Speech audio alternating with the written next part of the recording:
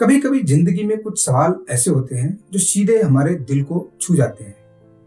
क्या मीट खाना सही है? यह भी ऐसा ही एक सवाल है। मैं ये नहीं कहूंगा कि आपको मीट छोड़ देना चाहिए, मांस छोड़ देना चाहिए या आपके फैसले गलत हैं।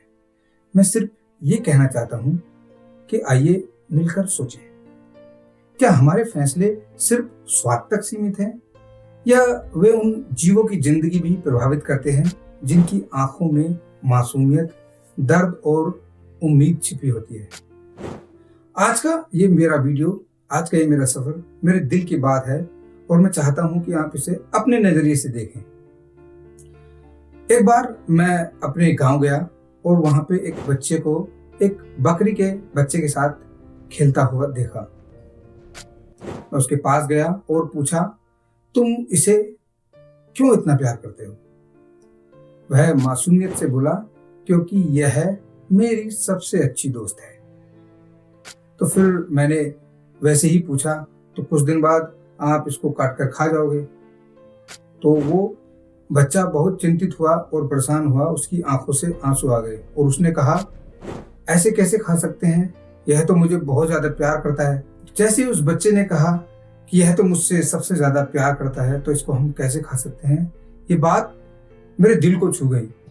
और एक मासूम से बच्चे ने एक इतनी गहरी बात कितनी आसानी से बोल दी कि जो हमें प्यार करते हैं हम उसको कैसे खा सकते हैं।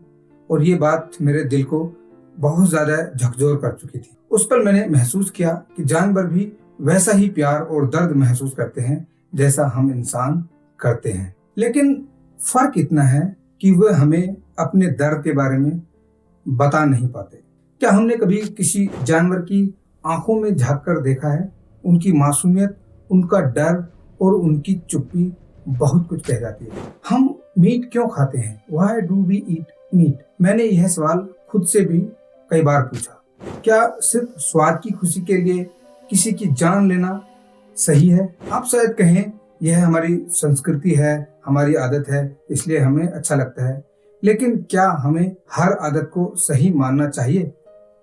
इंसान को जो सबसे बड़ी ताकत मिली है वह है सोचने की शक्ति और चूज करने की शक्ति। हम सोच सकते हैं, चीजों को चूज कर सकते हैं, महसूस कर सकते हैं और बदलाव कर सकते हैं। मेरी आदत बदलने का सफर मैं आपको बताता हूँ। मैंने भी पहले मांस खाया है। शुरुआत में मैंने कभी इसके बारे में गहराई से नहीं सोचा, लेकिन एक दिन जब मैंने देखा कि एक जीव को सिर्फ इसलिए काटा जा रहा है जिसको मुझे खाना है, तो ये मेरे दिमाग में बात आई, क्या मैं अपनी खुशी के लिए यह दर्द सहने को तैयार हूँ जो दर्द वो सह रहे हैं? दोस्तों, शुरुआत मुश्किल थी। मैंने कहा बस आज खा लेता हूँ, कल से छोड़ दूंगा। कई बार दोस्तों और रिश्तेदारों ने भी मुझसे कहा, अरे ये तो मजाक कर रहा है, मांस खाना छोड़ना इतना आसान नहीं है, कोई नहीं छोड़ पाता। लेकिन धीरे धीरे मैंने महसूस किया कि हर बार जैसे ही मैं मीट छोड़कर मैं किसी और वेजिटेबल को खाता था, तो मैं किसी मासूम के जीवन को बचा रहा था। उस एहसास ने मुझे इतना सुकून दिया कि मेरा निर्णय सही है और पक्का हो गया। द रिपल इफेक्ट, आपके फैसले का असर क्या होता है, मैं ये बताने वाला हूं।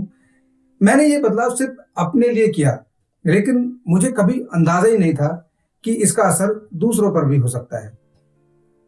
धीरे धीरे मेरे दोस्तों ने मुझसे पूछा, तू क्यों नॉनवेज नहीं खाता है आजकल?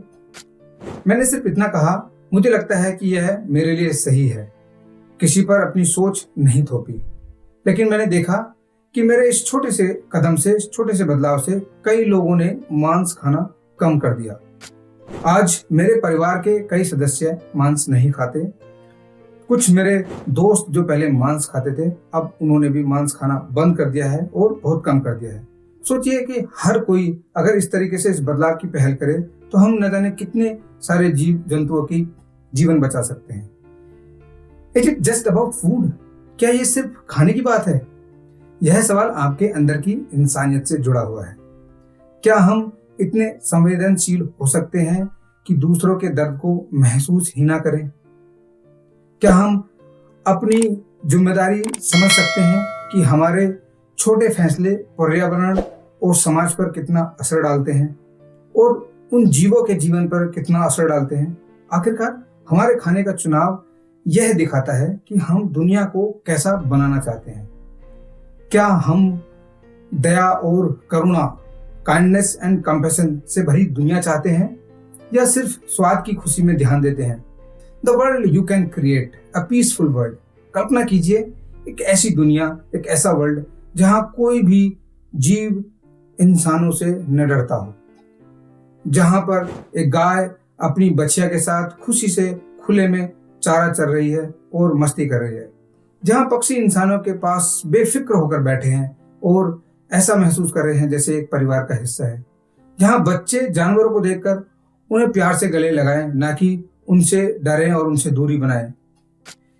यह दुनिया बनाना मुश्किल नहीं है, यह बस आपके एक फैसले से शुरू हो सकती है, क्योंकि हम उन्हीं जानवरों को खाते हैं जो एक्चुअल में हमें कोई हार्म नहीं पहुंचाते हैं। तो पहला कदम उठाएं।